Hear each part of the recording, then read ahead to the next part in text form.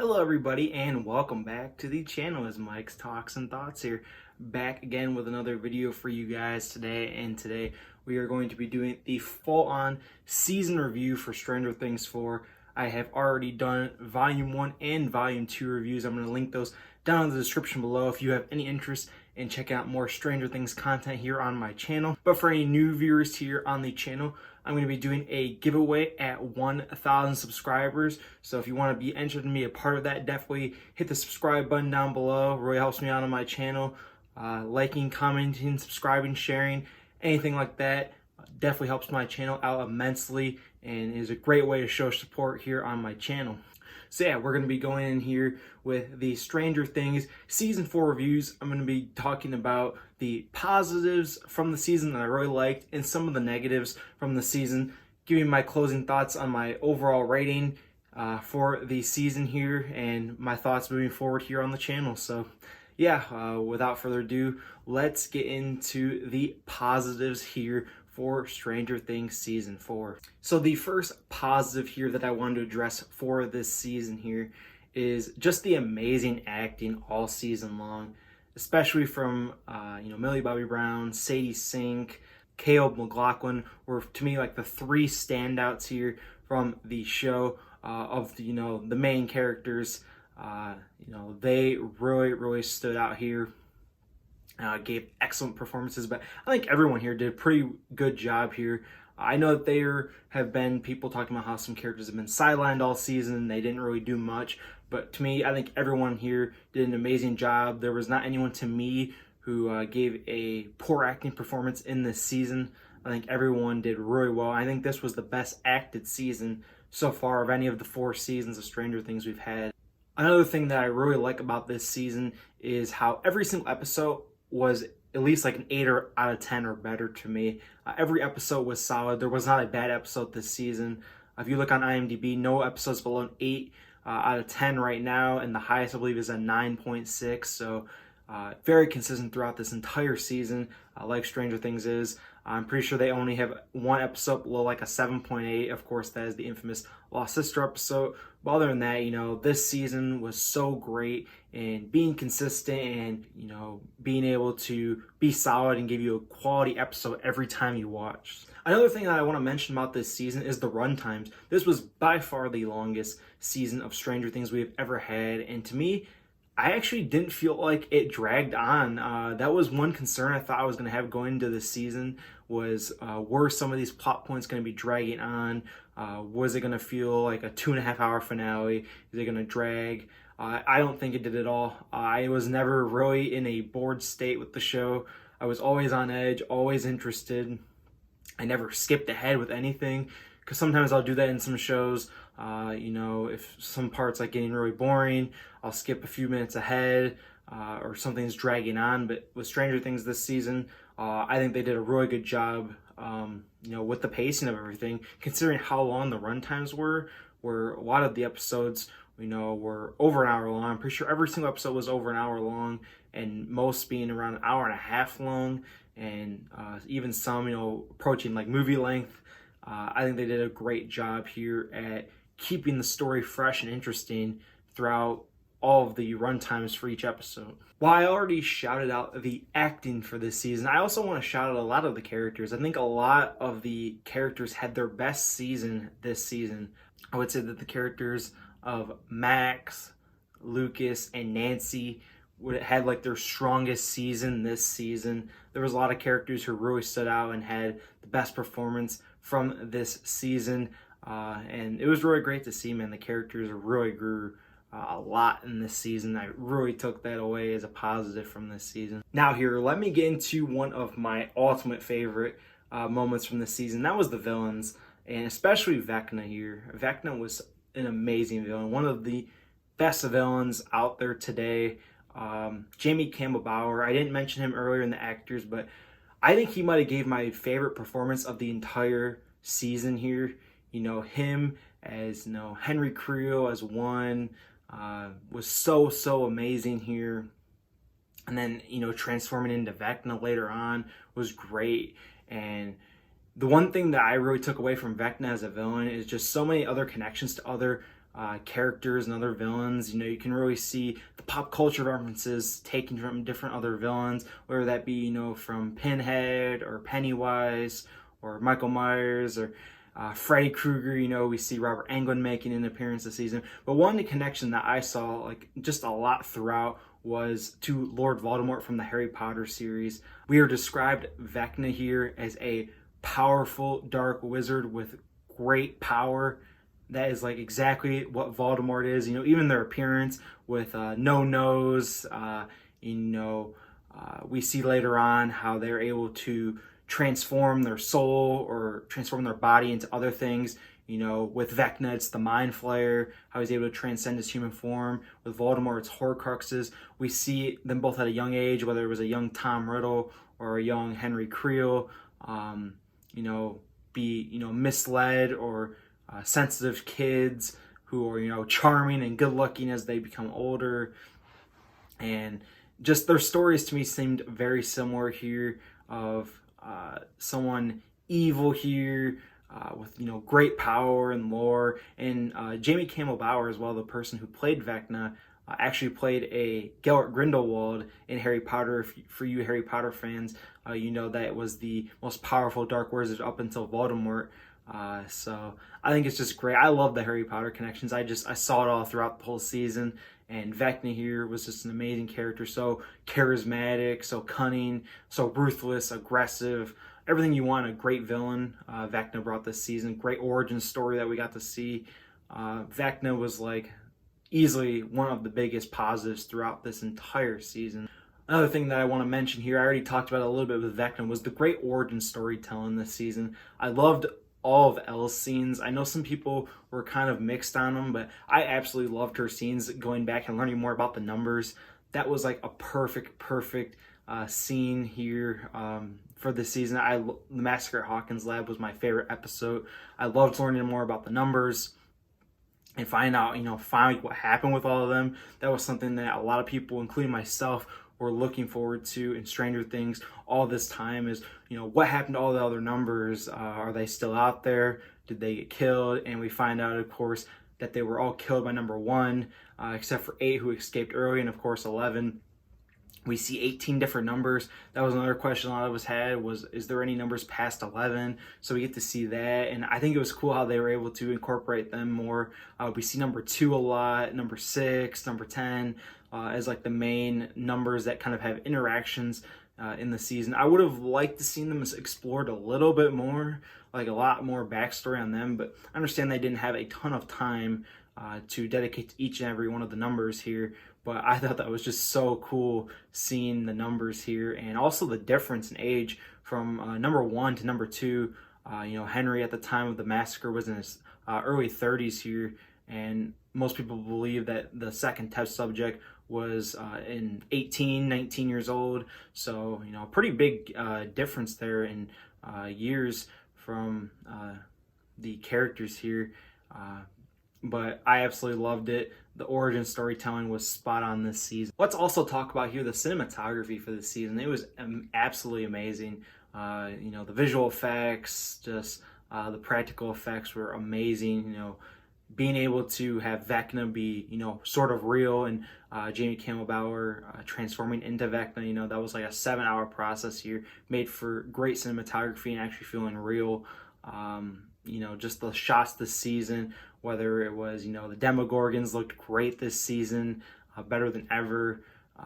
Just the visual effects, just looking at the scenery and the setting, it was just absolutely phenomenal. Roy made this season feel dark at points, which they were definitely going for, and I'm all here for it. This was a great cinematography team that put together a great setting here for this season. I've already talked about Vecna here, but let's also talk about the other upside down creatures here. I think that they were the strongest this season. The Demo Dogs and the Demogorgon, especially when we see them in Russia. That Demogorgon that they had in Russia was so freaking menacing and terrifying when he goes all off the rails on all the Russians. Comparing that Demogorgon to season 1, it's no comparison. That season 4 Demogorgon is an absolute menace here, and it was so great, because a lot of people, including myself, As the story grew larger and larger, the Demogorgon usually became, less of a villain because of how much higher we were getting in the hierarchy of the Upside Down. But when they were able to show just how terrifying and menacing the Demogorgon can still be, it was amazing. I loved the creatures from this season. They were the strongest they ever were, the most powerful they ever were, and it was amazing to see all of that take place this season. And the final points here that I want to get to for the positives of this season, so many that I've mentioned already. I just absolutely adored this season. I will be getting into, my rating here at the end, but I think that this had just a strong finale. I know a lot of people were kind of mixed on it, whether they felt, disappointed or they thought it was going to live up to a lot more. I personally really liked it a lot. There were some problems with it that I will go into, but I think it was a strong finale. I loved how every single character in the finale had a part to play in the final battle, whether it was the group at Hawkins, the group in Russia, the Cali crew with 11. Everyone had some part to play in how the final battle was shaping out, and everyone contributed to their own part, like whether it was Mike, talking to 11, Argyle able to hook them up with the Surfer Boy pizza, the Hawkins crew going to battle directly with Vecna, the Russians with Hopper, and Murray, of course, with the flamethrower, taking out the creatures over there. I just absolutely loved how they were able to all stay together, even though they were all separated, which I know a lot of people didn't like this season. They were able to come together in the end. And the reunions here at the end were amazing. I loved the Hopper and Elle reunion. One of the best aspects and one of the best scenes in the entire show here. I absolutely adored that so much. They did that so well. We were waiting for that all season long. And they also built up a great way to start season 5 here. We see the Upside Down leaking in here to the real world.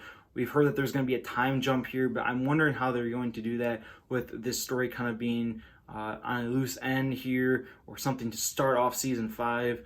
How much is the time jump going to skip here? Is it going to be when they're graduating? I'm not sure what they were going to do there, but for the most part, I can't wait to see them explore the Upside Down even more. I've heard that's what they're going to do in season 5 here, and I just really want to know more about this world. It's so intriguing, so amazing, and strong finale.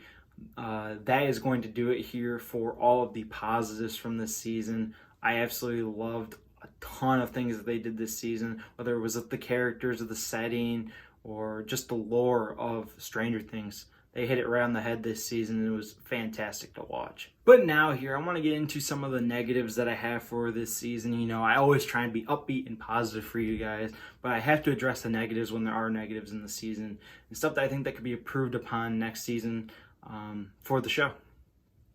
So the first thing that I want to talk about here for the negatives is the extent to 11's bullying in this season. I know that bullying, occurs like that in real life, and especially in the 80s, that was not an uncommon occurrence to see something sort of like that. But they were taking it to a lot of extreme levels here that were literally uncomfortable to watch here, as we see, our main character, Elle. She's my favorite character, and it was just so heartbreaking to see her get bullied so bad. And some of the stuff that these people were saying to her, it's like that stuff would cross the line a lot of times in real life. Talking about dead family members and like that. You just don't do that to someone. I just think they went a little bit too crazy and overboard with the bullying for this season. Another thing that I think that they went a little bit overboard on, or too much, was too much characters and cast. I talked about how I loved all these characters, but the problem is, man, there's just so much. They're so spread out. It's like you can't even really follow everyone. A lot of people were sidelined this whole season. It's because there's just not even enough screen time to fit them on. It's crazy because this was easily by far the biggest season, probably almost double the runtime of the previous highest length running season here, but they still had a lot of characters sidelined. Mike, Will, Jonathan, a lot of the Cali crew was sidelined most of the season. Sometimes the Russian storyline was sidelined here. I just felt that the cast was a little bit too big at points and a little bit too spread out to where they couldn't fully dive in and go real in depth with each storyline. So yeah, that's another negative here for the season. Another thing that I think a lot of people have been complaining about here is the plot armor. I'm not too crazy about it because, you know, I love these characters, and, you know, people are kind of going back and forth on whether or not, you know, I see all these people saying, if this character dies, we riot, and then when they don't kill off enough characters, they say, why didn't you kill off enough characters? But one character that I think the death would have been so big was Max. You know, they have her in this coma state, and I think the reason that they kept her like that, clinically dead only for 1 minute, was so that, you know, the gates would be opening, but they wouldn't fully keep growing and growing as she gets brought back to life here by 11. But, you know, she's in no means truly alive here, as, you know, 11 goes into her mind and she is just filled with emptiness. A lot of people have theorized that Vecna still has her. She's caught in sort of a purgatory state where, you know, she's in between the upside down and the real world. We will have to see where that goes moving forward, but I think like the full-on Max death scene would have been great. Lucas gave an amazing performance, one of the best acting spots all season, and it feels a little bit diminished here with Max not fully dying in that scene. So, you know, that's one complaint that I have for this season. I also would have really liked to see a lot more connection with Vecna and Elle. A lot of people, including myself, theorized that Vecna was going to reveal to Elle that he was her father here. We still don't know who Elle's father is unless you read the comics here. They kind of talk about that, but you know, the comics are really different from the show. You know, they went into depth with the numbers in the comics, and they were totally different from the show. So the comics really aren't canon here. And I would have loved to seen, you know, Vecna saying to 11, you know, the reason why you're so strong is because you're my daughter, and that's why he cares for her so much. You know, we see him conversing with her more than anyone else. You know, we know that because she's the strongest, but I think it would have been so cool to see just the connection with Vecna and Elle. I think it would have fit perfectly. You know, Henry Creel at the time that Terry got pregnant would have been easily of age. I think he would have been 22, I think, is what I've seen. Definitely old enough to conceive with her here and make 11 here and explain that's why she's the strongest of anyone. So yeah, I think that would have been cool to see here for the season that we didn't get to see. Another thing for the season that's a little bit of a negative that I really wish they would have, you know, went further in depth on is Karen Wheeler here. We see Karen has a main character poster this season, and a lot of people theorize, you know, that she was going to be getting involved with the plot, and I really wanted that to happen, you know, Karen to find out about everything. And you know, some people were talking about the crazy theory that she's Alice Creel. You know, that was an interesting theory, but I don't think that was ever going to happen. But I would have loved to see Karen become more involved and know what's the hell's going on. And, you know, we thought that was going to happen because she gets a main character poster. And, like, she does nothing all season. You know, I thought something big was going to happen with her and Holly. You know, that was just the upside down coming in. That's what the scene's from.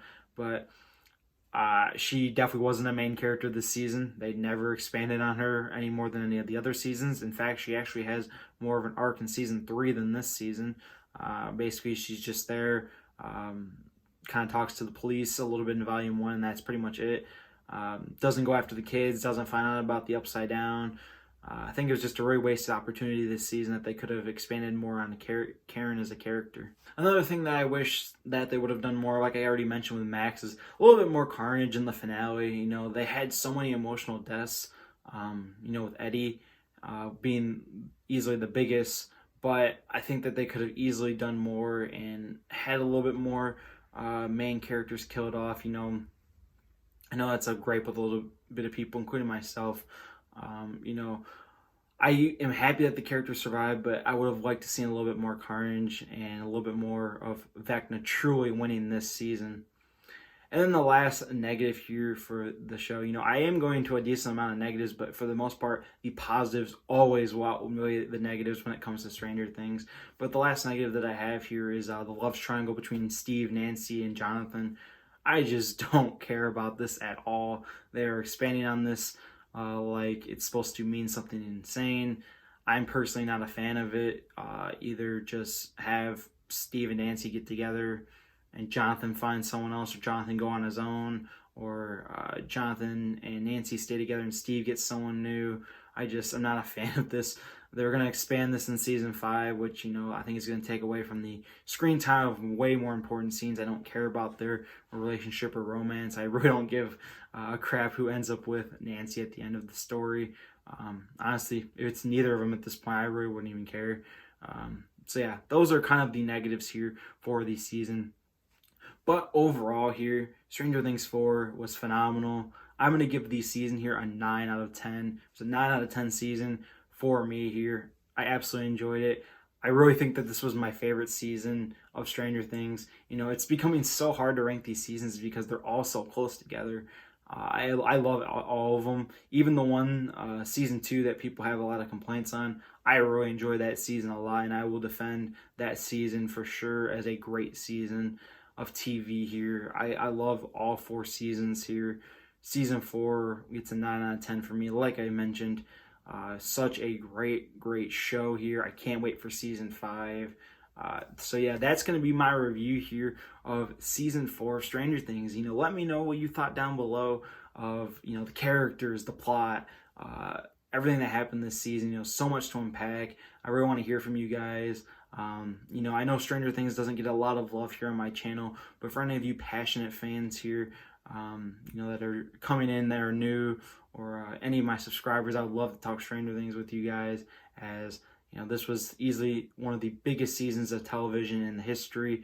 It's doing insane numbers for Netflix right now, and I can't wait to see where it's going to go moving forward here. And I can't wait to talk more Stranger Things with you guys in the future here. So yeah, that's going to do it here for the video. Everybody, take care. Peace out.